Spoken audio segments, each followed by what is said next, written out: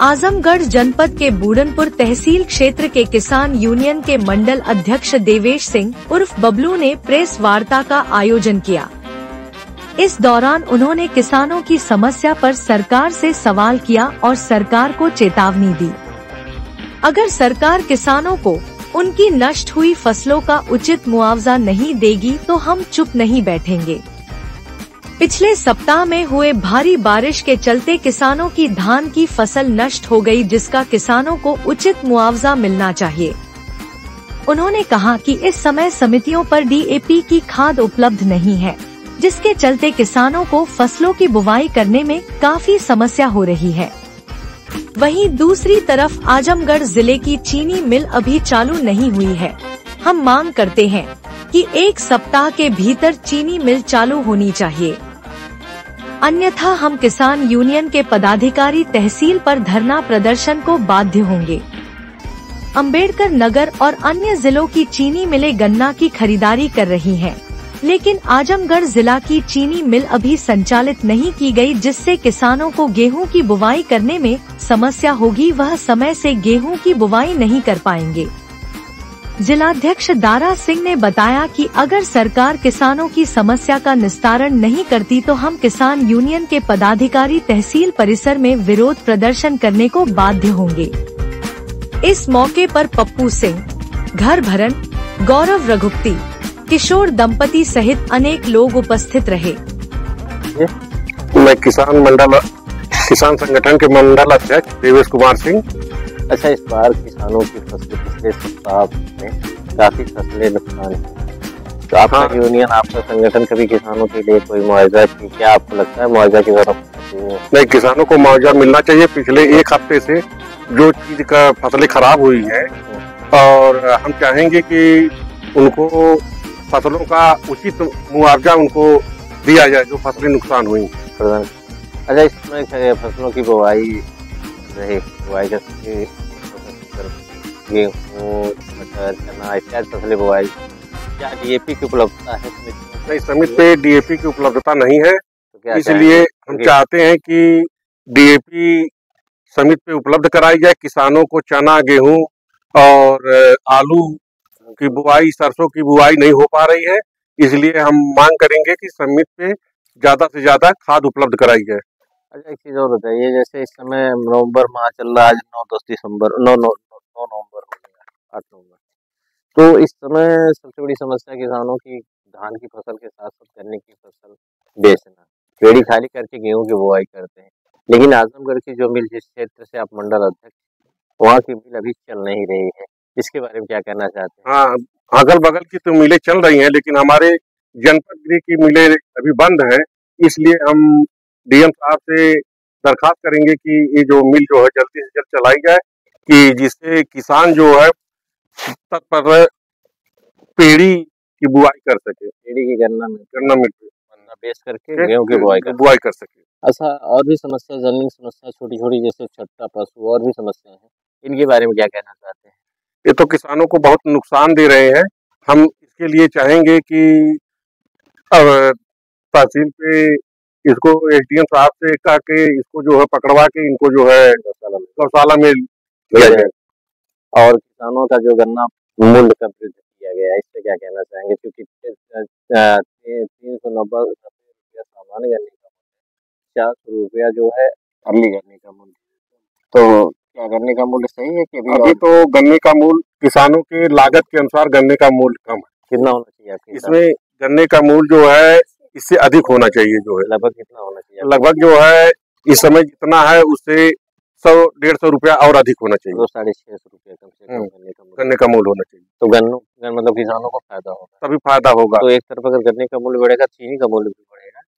नहीं, चीनी का मूल्य तो जो है, जब गन्ने का मूल्य बढ़ेगा तो चीनी का मूल्य तो उसमें सरकार कुछ मुहैया करा के किसानों को लाभ दे। आगे काम में उनकी आय दुगनी कैसे होगी किसानों की? अच्छा, किसानों की आय दुगना करना है तो अगर जिन चीजों पे हमने चर्चा की है, अगर नहीं होता है, नहीं सरकार मानती है, तो क्या करेंगे? तो हम एप्लीकेशन दे के इसको जो है शासन तक जो है इसकी मांग करेंगे।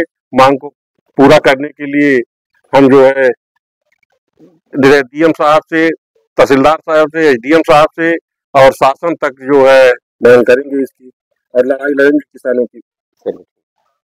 यूनियन के जिला उपाध्यक्ष सभापति वर्मा, कहाँ के रहने वाले? मंगीरपुर के रहने वाले हैं। अच्छा, आजमगढ़ जिले के। आजमगढ़, क्योंकि अभी हाल ही में तूफान आया था, तूफान से किसानों की कुछ समस्याएं हैं जो आपको दिखाई दे रही हैं। किसानों का बहुत बड़ा नुकसान हुआ तूफान से। हम सरकार से उम्मीद करते हैं कि उनका मुआवजा दिया जाए, जैसे फसलों का मुआवजा, कुछ उचित मुआवजा दिया जाए। अच्छा, एक चीज और बताइए हमको, जैसे कि अभी और जनपद की मिलें चल रही हैं, डीएपी की उपलब्धता नहीं है, आप यूनियन के उपाध्यक्ष हैं, तभी आप लोग इस पे पत्ताचार वगैरह, ज्ञापन वगैरह समय पे अधिकारियों को देते होते हैं कि नहीं? क्योंकि किसान की इस समय फसलों की बुवाई चल रही है, डीएपी की उपलब्धता है आपके क्षेत्र में? नहीं, डीएपी बिल्कुल नहीं मिल रही। खाद की बहुत मारामारी है, लोगों को सुबह से शाम तक लाइन में लगना पड़ता है। तो फिर आपका यूनियन क्या कर रहा है? क्योंकि आप सदस्य हैं तो आपको इसकी लड़ाई लड़नी चाहिए। लड़ाई हम लड़ने के लिए अब बाध्य होने जा रहे हैं। लड़ाई लड़ेंगे, आर पार की लड़ाई लड़ेंगे। तो क्या क्या समस्या आपके जिले में है जो प्रमुखता के तौर पे है? समस्या जिले में है, डीएपी नहीं मिल पा रही है, बुआई बाधित है, और एक दुकानदार जो है वो यूरिया के साथ फाउंडेशन लगाए हुए हैं कि हमको जब तक जिंक नहीं लेंगे तब तक यूरिया नहीं देंगे। और ये वहाँ भी फाउंडेशन है, सरकारी खाद की दुकान पे भी ये फाउंडेशन है कि आप जिंक नहीं, हमको जिंक की जरूरत नहीं है, तो हमको जबरदस्ती, मतलब किसानों को तरह से एक तरह से कहा जाए कि परेशान किया जा रहा है, शोषण किया जा रहा है। अच्छा, मिल के बारे में क्या करना चाहेंगे? क्योंकि जो बिल आपके जिले की है वो अभी चल रही कि नहीं चलने की? नहीं, अभी चल नहीं रही है, और यहाँ की मिल चालू हो गई, लेकिन हमारे यहाँ भी मिल नहीं चल रही है। इसमें क्या आवाज है, किस कारण से मिल नहीं चल रही?